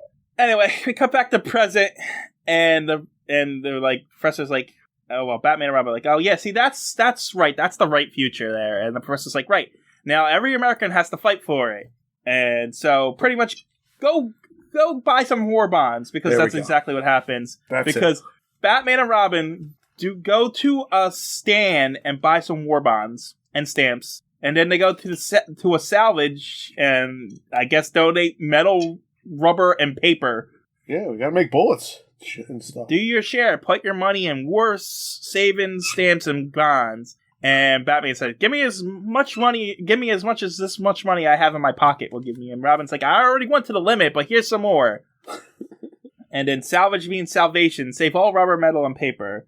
And then it ends with Batman and Robin saying, it's your battle, your future, your America. Keep faith with your country.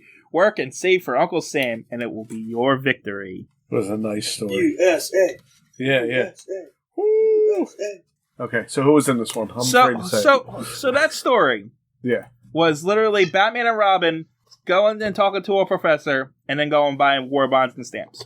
Yeah, but they had to find out, like, what could happen. TJ, they needed to know what could happen if the war went the wrong way. Because they couldn't think of that on their own. No, we would be speaking German right now. Yes. Robin dreams of giants. But he didn't dream of what would happen in the war. So the professor had to tell him. Yeah, somebody They fight Doctors of Deaths and Strange. I liked it. Who was in this one? I've read worse. Okay, so Batman, Robin, but they're also in it in a vision. Just so it says. That's what it says there. Then we got Professor Rainier, Professor Pro, and Professor Khan. And then antagonist, it just says Nazis, and then it says in a vision. And then other characters. Go ahead. They weren't there. That's why. They're not actual antagonists. And then all these are in a vision, too. They say Bobby Logan, Mrs. Logan, and Martha. And then it says items, bat rope, in a vision. Bat plane, in a vision. That's alright, because we get this story that's like a horror story, and then the next story is going to be so cheerful, so don't worry. Alright, so we're going to move on to the next story now. And I want to point this out right now. This issue was released in March. Yeah. Yes. Yes. Why are you saying that? What does that have to do with anything? This story is called The Loneliest Man in the World. Yeah. And the open dialogue on the non-canon splash page says Merry Christmas. Jingle bells in March. I don't know whose turn it is to do this splash page, but go ahead. Alright, I'll do it. We got a black background with some stars all in it and maybe some snow, and a giant ghostly looking Santa Claus hovering over a snow-covered town. And then the bat plane is flying by, but it's all decked out like Santa's sleigh. And four guys are shooting at it. And then on the other side, there's a bunch of people with their hats off, waving at it. Spoiler, Santa is not in this issue. I know. I kept looking for Santa. Santa's in it. He's right there on the splash page. It's not canon. He himself is not in it, but the spirit of Santa is everywhere. Is everywhere. God bless us, everyone. That's all I gotta say. Oh, Santa's in it on the first panel. He sure is. That's not Santa. TJ, because he's one of Santa's helpers. Santa Claus is an actual character in DC Comics. Is he really? He's a note like a named character. Actual Santa Claus shows up in I think Batman at some point. Wow. That's why I'm saying he's not in this one. It's not the canon Santa. No. It's not a Santa origin story. No. Oh, we can do a Santa origin story, TJ. That's what we should do at Christmas time. Definitely need to do that. Even though we don't know when it's going to come out, but we'll have to save it for Christmas. I mean, I can release them in any order. They're all origins, so. None of them are origins, but anyway.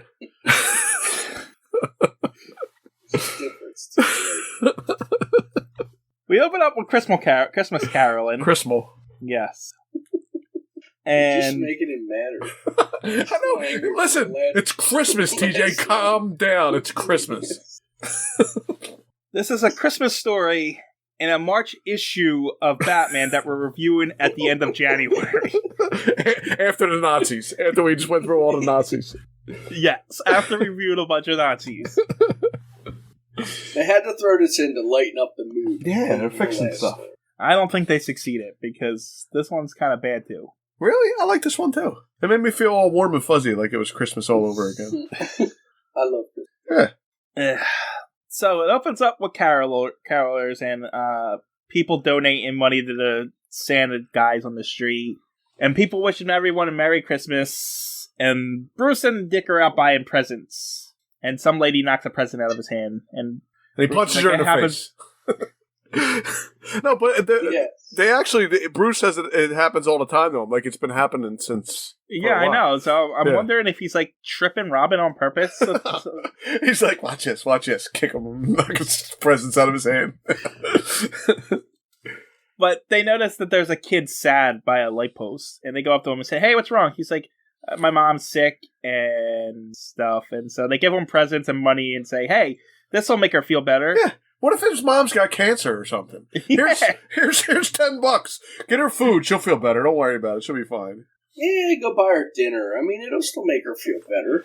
She probably can't eat. She's sick. Oh, anyway, I did like this. Anyway, I did like this story. So go ahead. Then we cut over to Wayne Manor, which is like being incinerated by the sun. Yeah, it's a little tiny house. I'm a little confused by that, but it's fine. But it was like, wasn't it nighttime in the previous panels? I think that's the moon, TJ. Why are there rays around it? It's the sun. It's the moon lights. The moon's very bright when you're out in the like wilderness where there's snow everywhere. I mean, if it's the moon, they drew it as a full moon, so yeah, it would be bright, I guess. Whatever. It's a Christmas moon. Christmas moons are always brighter. They're in like putting presents under the trees and stuff, and they're like we got all these friends, but there are people in the world that don't have friends, so we're gonna go dress up as Batman and Robin and make the loneliest people in the world feel better. So nice. Or Gotham. I think it's just Gotham. Yeah, I don't think they're going just all Gotham. The world. They don't care about anyone else but people. There is nobody else. I mean, there is when they go on vacation with their bat suits and stuff, but other than that, so they load up their bat plane sleigh with like decorations and Christmas presents and stuff like that, and then they take off. So they're gonna visit Commissioner Gordon first, but beforehand. But they're not gonna make him feel better because he's not on their list apparently. No, well, Commissioner Gordon, didn't we find out he has a wife now? Yes. So he's not lonely anymore. Because no one hates their wives. Yeah, but he's not lonely. Well, even if he can't stand her, she's there with him. Apparently not, because he's in the office. That's true. He is in the office. He's arguing with some dude when they get there, right? And she didn't come to the Christmas when it was... That's true. Who was it? Commissioner Gordon and Linda Page? Yeah, Linda Page. We did speak about that last time. Wait, we did speak about that last time. Was there a Christmas story last time, too? I don't remember. Very possible. No, it was the Scarecrow last time. It was something we were complaining about Christmas for some reason. No, but in the last Batman issue might have been Christmas. No, it was the two Scarecrows in the last one. Yeah, we did. Well, that was World's Finest, and the other one. I'm saying in the last Batman issue. No, but we literally, the last episode, we talked about this. Yeah, we did. Were you I not don't here? remember why. Were you not here? No, probably not. Mentally, I probably was not. So they go to Commissioner Gordon's office, and there's this criminal named Dirk Diggler. Dagner? Dirk Diggler. I would have been better if it was Dirk Danger. Yeah, Dirk Danger would have been good. Yeah, that's why I kept reading it as, but it's Dirk Dagner. No, it's Dirk Danger now. We changed it. So, he's being released because they don't have evidence, and Batman and Robin shows up, and he's like, "You're here to make trouble for me." He's like, "No, we're not. We're here to talk to Commissioner Gordon." Yeah, we didn't even know you were here, you weirdo. What are you freaking out about? And so Dirk starts to leave, but he overhears Batman's plan. First, they're going to give a surprise party to some doorman at a swanky crane club. Then they're going to go visit this guy named Link Chesney, and then they're going to visit the old lighthouse keeper at Pirate Reef. They couldn't think of anybody else. Like, there's homeless children in Gotham. Yeah, I know. They're going to get to that. They're going to go throw a party for the doorman. There's homeless children in Gotham. Whatever. Do whatever you want, Batman. I don't understand you sometimes, but... There was literally a homeless child 2 stories ago. Yeah. And there's a kid with a sick mother, and you're worried about throwing a party for a doorman. That guy's got a job. Alright, so Dirk's mad at Batman for some reason, so he's gonna make sure he has the worst Christmas he's ever had. And so he picks up some of his thugs. It's the Dirk who stole Christmas. Meanwhile, at the ultra-exclusive Crane Club, a simple man performs a routine he's followed for 25 years. And this doorman, Ben Botts, he's cold because he's got to shuffle all these rich people into this club. Yeah. And everybody forgets about him. He must be the loneliest man in town. But Batman and Robin scared the crap out of him. Batman and Robin scared the crap out of him. Look, he jumps back. There's things flying around. And they're like, there's a party for you inside. And they bring him inside. And I see. They brought him that chair thing. Yes. Oh. It's a cane that doubles as a seat. Yeah, so because he stands outside all the time. It's his he job. needs a little chair to sit You're on. not allowed to just sit down on the job. Wasn't that like a thing? Sitting down on the job. Well, it's like stand sitting. Okay. We'll get back to that later anyway. That stupid thing. Yes, we will.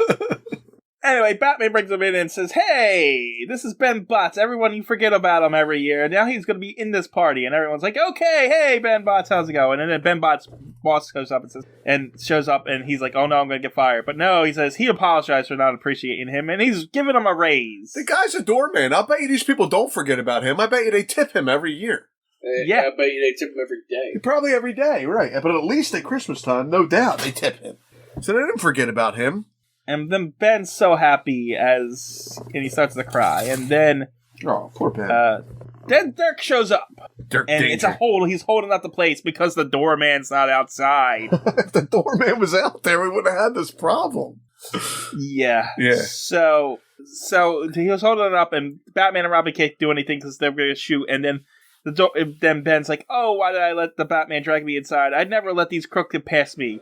I'm disgraced. My perfect record is spoiled." So Batman messed his perfect record up. Ruined this guy's Christmas and his life. Yeah. Shit. There's a specific line I'm looking for that he says. At one point, the doorman says he wouldn't let these rabble in. And this is my problem with the doorman. He's a doorman at this exclusive club that keeps people out all the time. Yeah. He is just as bad as these rich people. And he's not supposed to be in there. Right. And so if a homeless person walked up or something, he would just say, "You're too dirty. Get out of here." Keep moving. Nothing to see here. Yeah. The homeless person. And yet, this is the guy we're focusing on. This guy that keeps people out of places. Yeah. Merry Christmas. Stupid rich people. Unless you listen to our podcast. Still amped up. Unless you're rich and listen to our podcast, then we like you. Thank you. Thanks for listening. I like all people, so we know. So Dirk is gonna steal all the presents that I don't know where the presents came from or why there's presents here. But it's a Christmas party. Oh, he's stealing Ben Botts' presents that Batman had given him. Because he pulls out the stupid cane thing that you guys loved so much earlier. This is why I love it right here. Yeah, this is the reason. Yeah, because the thugs can't figure out what it is, and so Robin says, "I'll show you how it works," and they're like, "Oh, okay, show us how it works." And then he pushes a button, and it hits him in the face. And that's how you get the guy with the gun without making him mad, apparently? Yeah, I guess. Yeah. It doesn't matter. So a fight breaks out, and then Dirk's about to shoot Batman, but then the doorman throws a turkey at his head. He does throw a turkey at his head. And saves Batman, and then Dirk runs away, and then Batman and Robin don't chase after him because they can't get through the crowd in time. But everything's all better here, so... And then the evening ends, and then Ben gets his salary doubled now because he saved Batman with a chicken. And that's it. They leave. Yep. Batman and Robin, they go and they get in their plane and they go over to their next destination. Meanwhile, Dirk's really angry, and he knows where Batman's going to go next. So now we're going over to Link Chesney. He's a comedian that makes people laugh, but he's sad all the time. Grumpy. He's a grumpy comedian.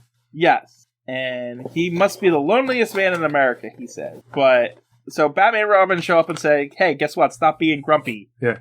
And he's like, "No, I don't even, my jokes aren't even my jokes. I bought them and stuff."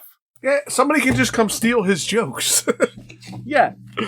He's got a gag file, apparently, that he bought new ones and old ones with new twists for, and it's apparently worth hundreds of thousands of dollars. Why? Is this a real thing? Is this? I would like to know if that's real or not. But does I can't think of a comedian right now, but do they have like a filing cabinet with all their jokes in it, and you just got to go steal their filing cabinet? Well, now it would be like a hard drive, I guess, or like on their phone. Yeah, but wouldn't you just go and tell somebody that joke and say, "Oh, hey, that famous comedian says that joke"? Maybe he didn't use them yet, and he don't know them. He didn't memorize them yet. He just buys them and sticks them in his cabinet. I guess. I don't know. I don't know either. But Dirk shows up, and he holds them hostage again, and he knocks out Batman and Robin.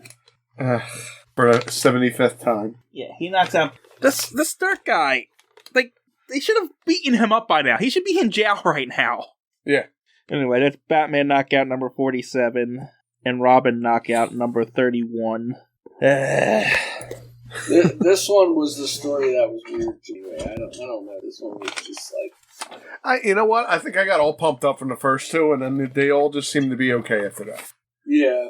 So they tie Batman and Robin to a radiator, and then they put ropes around their necks and tie that to the comedian guy and stand him on a stool. Yeah, this is pretty horrible, actually. Yeah. But my problem is, so the guy, he can't just jump off and save them once he goes down on his regular... Well, yeah, and also, if you look at the dimensions, the stool looks like it's 3 feet off the ground. Yeah. So maybe it will choke Batman if he steps off, but it's not going to kill him. Well, they're saying he's going to choke if he just doesn't stay on his tippy toes. Also, the weight of those 3 men are going to rip that light off the wall. True. If they all just drop to the ground, they're going to pull the freaking light right off. Yeah. Yes, they're going to rip the light off the wall. It's not going to do anything but rip the light off the wall. Anyway, the goons that are with there keep telling him that he's so smart for all these plans he's come up with, and they literally steal the entire filing cabinet. They steal his the cabinet of file. Like, he's like, I have no more jokes now. All my jokes were in that cabinet. Now I don't have any jokes. Everything. Yeah. It's gone. I can't even remember any of them. I go on the radio tomorrow. I got no jokes. Oh my god! What if somebody did that to me? TJ took my jokes that I do at the end of the show. We're gonna be in trouble. Oh my god! I don't know what to do now.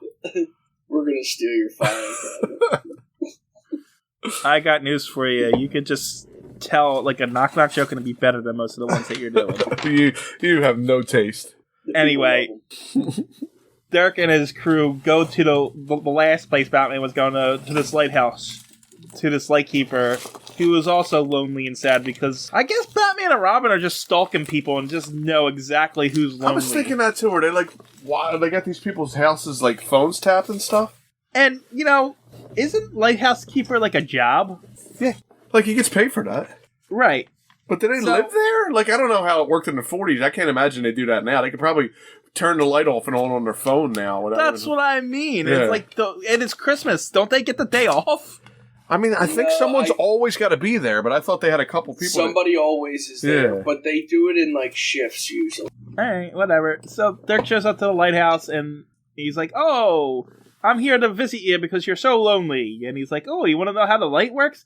And he's like, "Yeah, see, if you turn the light off, that boat over there is going to crash with millions of dollars worth of material." Oh, okay. So then we'll do that. And that's what they wanted to know, and they knock him out and turn off the light. So what's the plan here? Wait for the boat to crash and then go over and steal all the stuff that the boat crashes? Out of the bottom of the ocean. Is that... Yeah, they explain that later. Okay. They're going to go over there to the boat and force all the Navy men that are on the boat underneath so they can steal at their leisure. Yeah, that's because it's filled with what I understand materials for the war effort. Oh my god. We better not. We'll have to buy more war bonds and stamps if they do that. So, there's like 3 of them. They're going to hit this ship full of soldiers with guns? Yeah, okay. Well, it's Gotham. See, what you don't understand is, TJ, once people enter the city of Gotham, they get stupid. And unless you're a criminal, you don't get your brain back till you leave Gotham. So as soon as the crew gets close to Gotham on the boat, they don't know how to do anything. They don't, right, exactly. And the only reason Batman and Robin don't lose it, because they are also criminals. They're vigilantes. So they don't lose it. Only criminals keep their wits about them in Gotham. I see. Yeah. Right, I just wanted to explain that to you. Okay. So we cut back over to the comedian's house. And, oh my god, this is the most convoluted way they need to get out of this stupid trap. So, in order to get out of the trap, Batman uses his muscles of steel to lift the stool with the comedian on it. he sticks his legs on one leg, right? Under the stool? I thought it was both, but Maybe whatever, both legs. sure. And lifts them straight up in the air. And then he flips them up so that the comedian lands on his shoulders. Standing on his shoulders? Standing on his shoulders. And the comedian does not fall over or anything. And the stool also hits the light, which breaks the light bulb, which allows Batman to grab the piece of broken shard to cut himself free. And mentions that this ain't the first time we use broken glass to cut ourselves free. That's true. He does. He mentions that. Again, what is the point of the utility belt? Listen, that is only for extreme emergencies. It's only like every 7th comic book he uses that utility belt. And he can't get to it because of his hands. No, but Robin's hands are free. They are? Well, they're not free, but he can reach over with his hands. He can reach Batman's stuff with his hands. Yeah. I don't know. They're tied to But it's a shame there isn't a plant next to it. Yeah, right. Sharp plant. That's true. They cut the ropes. No, wasn't it a blow up? Wasn't it a blow up plant or something?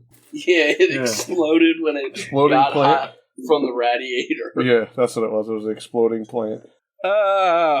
Anyway, before they go and take care of Dirk, they gotta make sure that this comedian is happy. So he's like, Batman says, in a couple seconds, you'll be happy. Just answer the phone. And so he answers the phone, and then all of his fans wish him a Merry Christmas over the phone somehow. Hundreds of people all on the same phone line. Yeah, I don't think that's how that works, but whatever. I honestly don't think you would be able to make out what they were saying either. But whatever. Nope. And he still doesn't have any of his jokes, so. Yeah, and why would he want a bunch of strangers wishing him a Merry Christmas? Because he's the loneliest man on Earth or whatever. Yeah, but apparently Batman had to set this whole thing up. They didn't think of this on their own. No, he had to make them do it. Yeah, I wouldn't be surprised if Bruce Wayne paid him to do it. True, but apparently it made this guy happy, so. Apparently. And so he thanks them, and the Batman and Robin run off and go to the lighthouse where they beat up the thugs. And he punches Dirk into the light switch so it turns back on and he gets electrocuted. Yeah, and he's like, I surrender. And the lighthouse turns back on just in time to have a birthday party? For the ship to turn out of the way. And then since the day is saved, Batman and Robin are having, like you said, a birthday party with Merlin. And weird hats on. And I don't know. That's not how I do Christmas. But apparently they brought him all kinds of gifts, like books and stuff, for the person that would be lonely on this day. Right. And then Batman and Robin leaves Commissioner Gordon a gift. It was the crooks all tied up. And then they go home and start opening up their presents. And Bruce is like, the guys that we help weren't the loneliest people in the world. Dirk Danger was, because he is so miserable and lonely that he needs to be caged like the wild beast he is, because he can never be happy because of all the greed and hatred. He'll never have a friend because he's all greed and hatred. Alright, so you've been calling him Dirk Danger or Dirk Dagner, and I'm pretty sure his name is Dick Dagner. Whatever. Because at the very last page it says Dick Dagner. Now I'm trying to go back to see if you're right or wrong. Dick. But I flipped back and I went up into Nazis, so. Oh well. Anyway, Robin. That's the best one. Yeah. Anyway, Dick says, no one will ever say to him, as we say to our friends, Merry Christmas. The end. Pretty sure the prison guards say Merry Christmas, you know? They're not definitely monsters. It's definitely Dirk Dagner. And they say Dick Dagner at the end here. At the end it says Dick, but on the very first page when he's in Gordon's office, it says, we find Commissioner Gordon in conference with Dirk Dagner. And then at the bottom it says, but as Dirk Dagner leaves. It's definitely Dirk. And at the end of the comic, it says Dick. Oh, what a surprise. I didn't pay attention to that. So, that's it. Alright, let's see who was in this one. The loneliest men in the world. Batman and Robin, Commissioner Gordon. And then everybody else is a single appearance. Apparently we don't like Dick Dagner. But it says single appearance and it says Dick Dagner. The next one's name is Spike. We had a Spike in the last story. Did we? Yeah, and then there's somebody named Nails. And then we got Ben Botts, Mr. Zhang, Link Chisney, Tom Nick. And then we had Gotham City and Wayne Manor, the GCPD, Swanky Crane Club, and the Pirate Reef, which I'm not sure when we were at the Pirate Reef. Is that where? That's where the lighthouse is? Lighthouse. Okay. The lighthouse is Pirate Reef. And that's it. And that's Batman number 15. I know TJ hated it, but I thought it was okay. I didn't really like the Christmas one. Not that I hated it, but it didn't pique my interest, but I liked all three of the other ones, especially the third one. That was probably my favorite. I think I got my point across already. Buy stamps and war bonds. Yeah, buy very lots of stamps and war bonds, and I don't know, can you buy stamps and war bonds when there's no war going on? I mean, you still buy stamps. Yeah, not postal stamps. That's not the same thing. It's I don't think it is. Is that what they're talking about? Postal stamps? I thought so. Doesn't the stamps go to the government? I know not anymore. They're self-funded now, but I don't know what. Well, the post office is a governmental entity, right? So technically, it would be going to the government. It is, but it's not anymore. Like the checks from the post office used to say "from our government." Now they say "from our customers." Oh, yeah. So stamps and war bonds. I type slow, so what are war bonds and stamps? Okay. Stamps civilians and military personnel collected in a war bond stamp book that helped the government raise money towards the war effort. No, they weren't postal stamps. They were collectible stamps that you bought. Wow, I did not know that. I thought all this time we were just talking about postal stamps. U.S. war saving stamps. Apparently, it does say U.S. postal. Oh, no, yeah. But they're war saving stamps. They weren't like postage stamps. No, you bought them as collectible stamps, but it supported it. The money went towards the war. Huh. Interesting. 50-cent stamps filled a $50 book of total of 100 stamps. I wonder what that's worth now. I'm not going to find stamps issued in World War I were available at 25 cents and $5 denomination. When issued and earned 4% interest for a penny a month. Yeah, they gave you some interest on it at least. When they matured 5 years later, they could be redeemed for $5. Each stamp? Yep.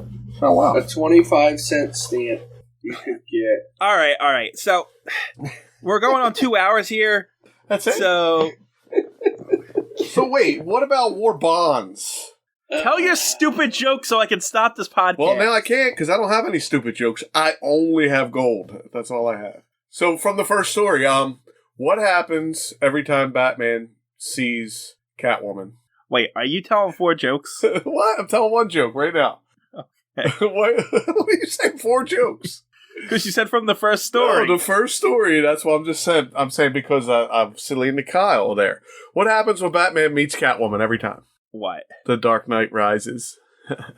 That's a dirty one. Don't listen to that shit, kids. If your kids listen to this, don't listen to that joke. Or we're going to have to put a disclaimer or something. Uh-huh. That was the best. I'm stopping that. I hate to, are you stopping it? Is it done? No, go ahead. What do you want to say? Say it. That was the best Catwoman joke out of all these jokes. You want to hear some bad ones?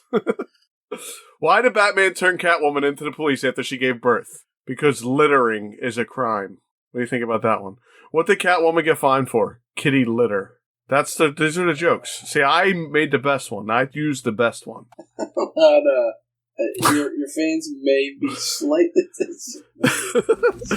No way. These are I'm gold. on your side most of the time. You don't like these ones? You don't like these this ones? One, the Dark Knight Rises didn't get it. It's a dirty joke. It's supposed to... Continue to flounder. Come on. Wait, want some more? Here's a really bad one. I don't even understand this one. A friend asked me if I felt especially blessed to have the privilege of cleaning out Catwoman's toilet. So I said, Hallelujah. I don't know what that means. Well, I know a loo is another name for a toilet. Oh, and I guess because Halle Berry, Hallie Lou, is cleaning out. Oh, that one's not terrible when you have to explain it to yourself, though. Catwoman don't know the capital of Nepal, but Catman do. Catman.